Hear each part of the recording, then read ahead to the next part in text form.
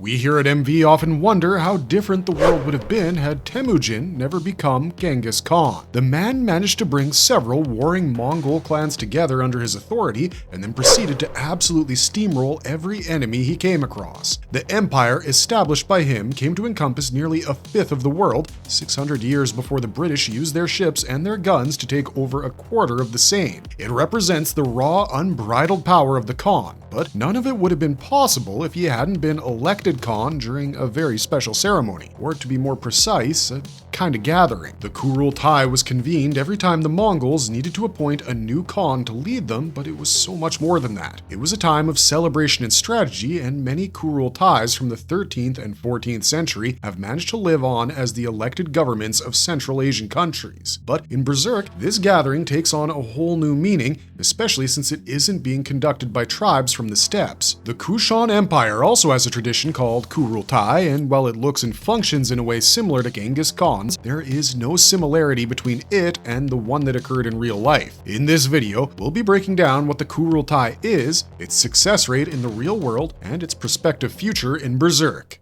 The real-life Kurultai and its effects on global geopolitics. Genghis Khan and Ogedei Khan. World leaders might operate on a different level when it comes to the minutiae of dealing with being a sovereign, but more often than not, they take one of two paths in life. Either the hereditary tradition of monarchy serves as the primary mode of governance, or a more democratic approach is adopted whereby leaders are elected by an assembly with immense political power. The Kurultai is the latter kind of authoritative body in that it's a council that elects the primary leader of a combination of tribes, clans, and kingdoms, all of which are usually of Mongol descent. The term itself is pretty common in Central Asia, where it's used to describe governmental assemblies, but that's in the 21st century. 1,000 years before that, it was the heart and soul of the steppe culture's decision-making process, and the Kurultai is responsible for the rise of one of the most famous and notorious emperors in world history, Genghis Khan. The way that the Kurultai system works is rather simple, really. Every military, community, and spiritual leader lends their voice to the council and elects a supreme leader based on a voting system that usually goes in favor of the majority winner. The elected person is then seated on a white felt and raised in the air thrice, where he must deny the crown each time. Once this ceremony is observed, he's presented with a golden sword and proclaimed emperor. In the era of the Mongol Empire, Kurultais were more than ceremonial functions that were seen as a useless tradition in peace and an unnecessary impediment in war. They also served as a gathering point for an overall celebration of Mongol culture and tradition. Events like horse archery, horse racing, and Mongolian wrestling competitions would make the occasion feel more like a festival, but there were other motives at play there as well. Kurultais wouldn't just elect the new emperor, they would also appoint all of his leading officers and ministers, filling in posts that were emptied on the field of battle and ensuring that the best man got the job always.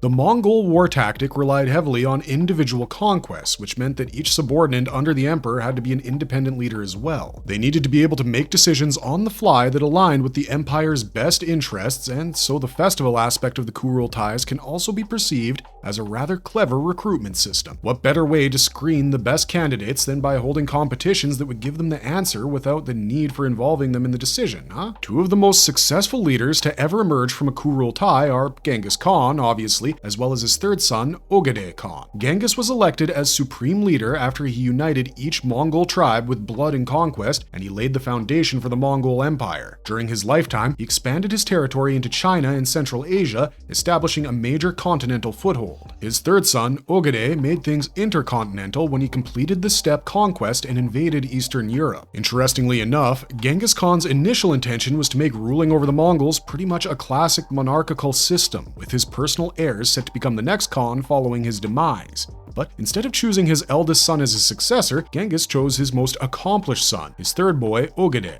This shows you that even when it was restricted within the confines of a single family, the Kurultai had a knack for putting the interests of the Mongol Empire first, because many of its members could have rebelled and put either of Ogedei's brothers on the throne, but they didn't. The word and will of their father took precedence over everything else, because Genghis had named Ogedei heir, and none dared defy his commandment following his demise. In many ways, the Kurultai has inspired similar gatherings across the fantasy genre, with The Lord of the Rings having an end moot, and A Song of Ice and Fire having the King's moot. George Martin's approach to the Kurultai is particularly interesting, because you'd think he'd equate it with his version of the Mongols. The Dothraki are nearly identical to the ancient empire of the steppe, with a couple of major deviations from its traditions. For starters, they didn't have major gatherings that elected an overall Khal for each horde in the world. The Dothraki followed only strength, and as such, each Dothraki Khal lives to prove himself better than the others. So, uniting under a single person is out of the question. As for the festivities of the Kurultai, it's said that a Dothraki wedding is a dull affair without at least 3 deaths, so you can make of that what you will. Even Khal Drogo, the mightiest of Khals with 40,000 riders at his back, couldn't unite the Dothraki like Genghis Khan did. That's the power of forging a true national identity with boundless potential. However, as great as the Kurultais were, their absolute authority on matters of state made it difficult for the Mongols to be flexible when they were on the offensive. Especially if the supreme leader went down. The Kurultai required the compulsory presence of the senior members of the tribes participating, who were also military leaders. The deaths of Ogedei and Monkey in 1241 CE and 1259 CE respectively necessitated the withdrawal of Mongol leaders and troops from the outskirts of Vienna and Venice during Ogedei's reign and from Syria during Monkey's reign. This hamstrung Mongol military operations against the Austrians and Mamluks that might have otherwise continued and eventually led to the downfall of the empire.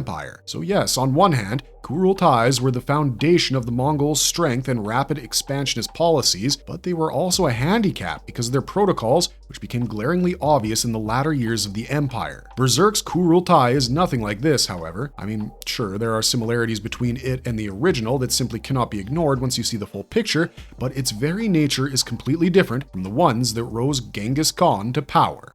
Berserk's Kurultai and its major differences with the real Kurultai. To start things off, let's talk about the nature of these gatherings because the Kurultai is not a public affair in Berserk. It's a private, highly secretive affair conducted within the inner sanctum of the royal palace. Berserk's Kurultai is a roundtable of some of the most powerful Kushan war generals and clan leaders, but the reason we didn't hear about it during Ganishka's invasion is because he pretty much dissolved it in favor of ruling with absolute authority. For his plan to work, discretion was the main ingredient because he was going to involve demonic elements in his campaign that he couldn't risk exposing his human soldiers to. But now that he's dead, the rest of the Kurultai members have decided to convene as they did in the old days to decide the future of the Kushan Empire. The current chairman of the council is also the new Kushan Empire, likely elected through popular vote, as is the case with the traditional Kurultai. He's a massive man that clearly has a ravenous appetite, and he keeps smoking out of a pipe, which further eliminates his chances of becoming a stellar warrior on the battlefield. Both Genghis Khan and Ogedei Khan were warriors without peer. They were military geniuses who led from the front lines, but it's clear that the new Kushan Empire hasn't seen a day of battle in his recent life, if at all throughout its entirety. Still, he's a level-headed politician because he lets Salat be a part of the council, despite knowing that his clan was exiled and that he technically shouldn't even be there. Salat knows better than most the threat that Griffith and Falconia pose to the world, and the Emperor isn't enough of a fool to let that knowledge slip through his hands. There are no street performances occurring on the streets outside the palace, no wrestling matches, no horse racing. Chances are the people don't even know that the Kurultai is in effect as they go about their daily lives. But that's a good thing if you ask us. One of the detriments of having such a committee go public is the limitations it enforces on the operations of said committee. When the people are aware of all its movement, they're likely to have their own opinions on it, and more often than not,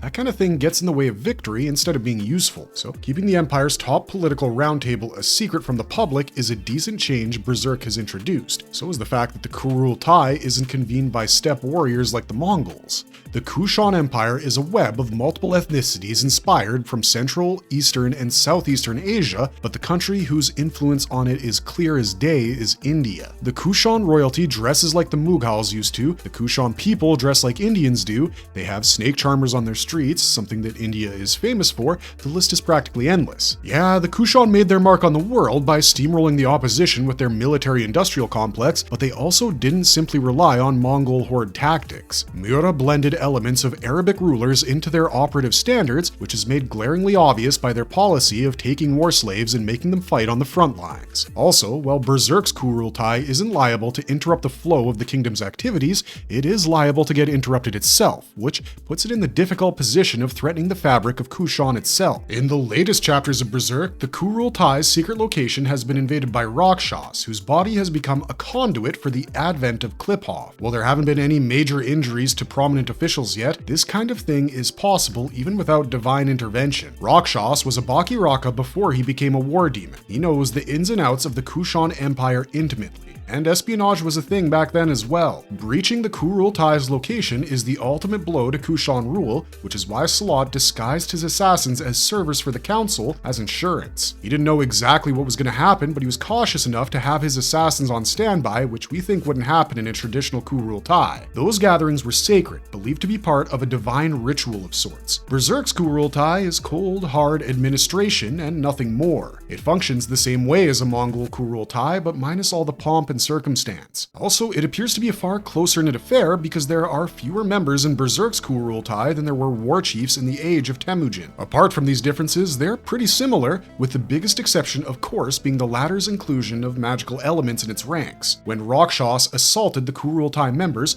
the new Pishacha that Daiba was preparing to face the Falcon of Light came bursting into the council chamber and started destroying everything in sight. Now, say what you will, but we don't think that Mongol Kurultais were being crashed by rogue Pishacha being manipulated by the essence of evil. Also, unlike Mongol Kurultais, Kushan Kurultais seem to be exclusively held within the royal palace. While it is true that the Mongols would try and convene Kurultais within their capital city more often than not, that wasn't always the case. During campaigns, the most convenient location was chosen instead, but the Kushan military complex relied heavily on generals to do the frontline leading instead of putting clan heads in the face of danger. This distinction has saved many a corrupt Kushan courtier's life, and we think it's the one major detail that sets apart both forums. The Mongols were known for their battle prowess, but that wasn't exclusive to a single tribe. All of them were demons on horseback, whereas the Kushan Empire's strength came from its numbers, its superior armor, its policy for war slaves, and the fact that it uses elephants as heavy cavalry.